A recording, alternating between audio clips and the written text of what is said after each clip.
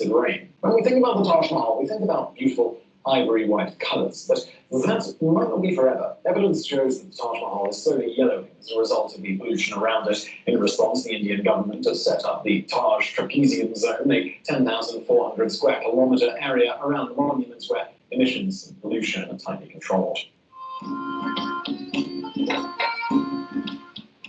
Now, you might be wondering, well, what possible controversy could exist over such a cherished building? Well, actually, you'd be surprised. But you probably wouldn't be surprised to hear that it comes down to religion. The problem is that India is predominantly Hindi these days, and, well, Taj Mahal is very much Islamic. We could probably do several videos worth of material on the disagreements and often horrific aggression that exists between Hindus and Muslims in India. It is a hugely complex issue that dates back to the partition of India and even before. The ruling party in India, the BJP, are not exactly sympathetic to India's Muslim minority, and several of its MPs have jumped on a controversy that began in the late 1990s. Purushottam Nagesh Oak, a Hindu historical revisionist with some, shall we say, rather alternative views, lodged a petition with the Indian Supreme Court claiming that the Taj Mahal has in fact been built by a Hindu king. And by the way, he also claimed that the Vatican and Westminster Abbey were also both once Hindu temples because,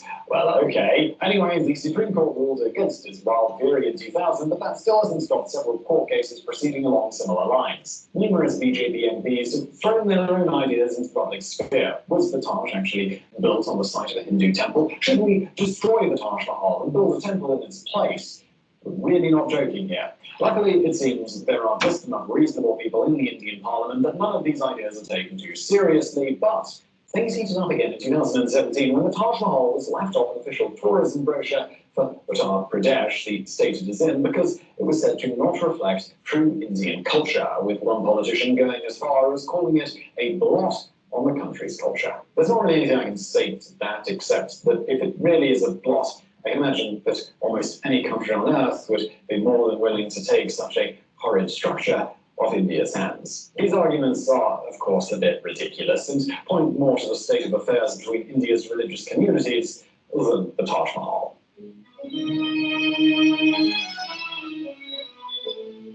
In 2007, the Taj Mahal was inducted into the new Seven Wonders of the World, and I don't think anybody would disagree with that. Roughly 8 million people visit the site every year, and there's probably no one who isn't moved by this extraordinary structure when they visit. I think we can safely say that there is simply nothing on earth quite like the ivory white mausoleum on the banks of the Yamuna River, radiating in the hot Indian sun, a pearl to the achievements of the past. The Taj Mahal continues to take the breath away nearly 400 years after construction began. Today, with our modern technology, we strive for beauty and perfection, and yet we still remain in the shadow of a tomb built centuries ago with the help of elephants and oxen. True perfection surely doesn't exist, but the closest we've ever come just might be the Taj Mahal.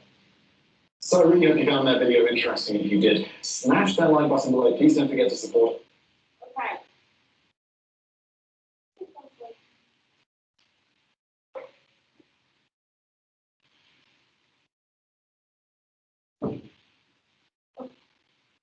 So there we have it, the Taj Mahal. You guys saw also that structure that we had built by Timur the Lame. They mentioned it shortly, that blue building that he built when he set up the capital there in Samarkand. Otherwise, it's pretty much very interesting to learn about that, I think. You guys might not agree. But with that, we're going to work on section 5, which is the Ottoman Empire and the Safavid empires. I'm going to share for you guys online.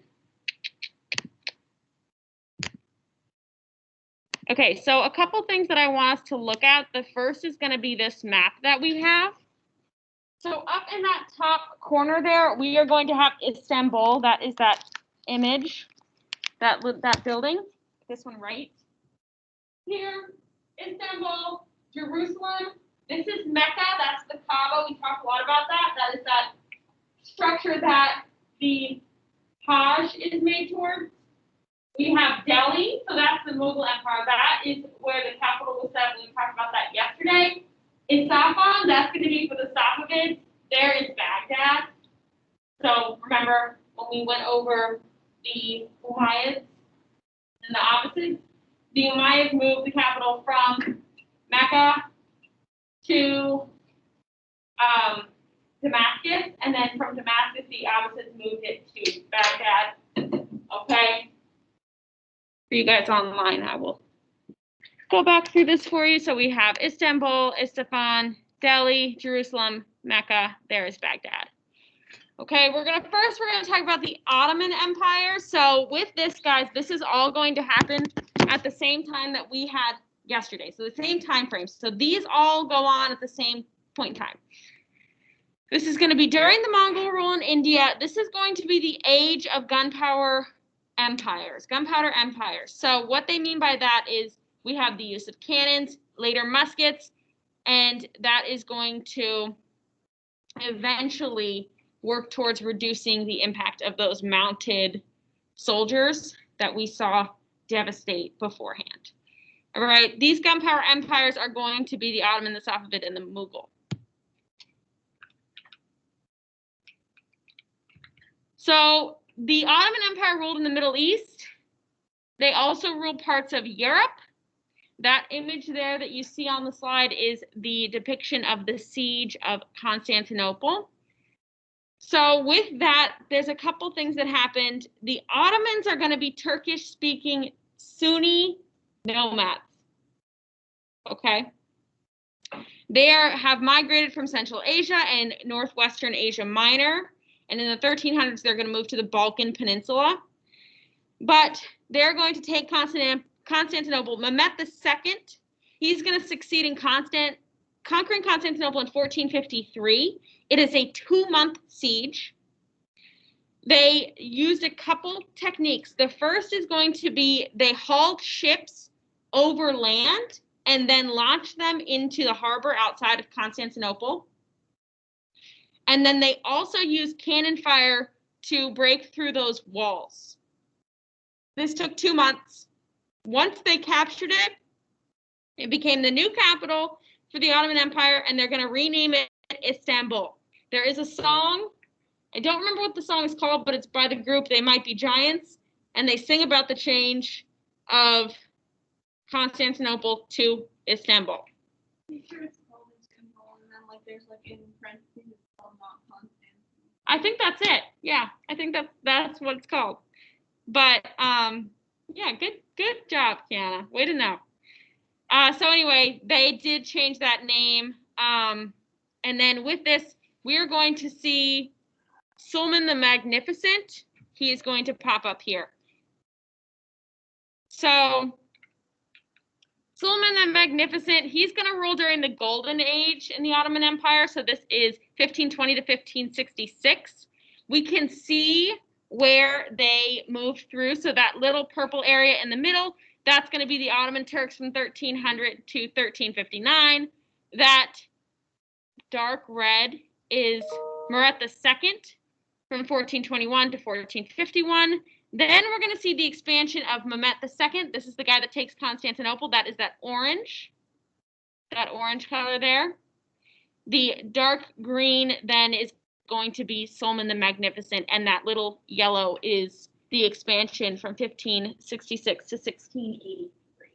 So it just moves out.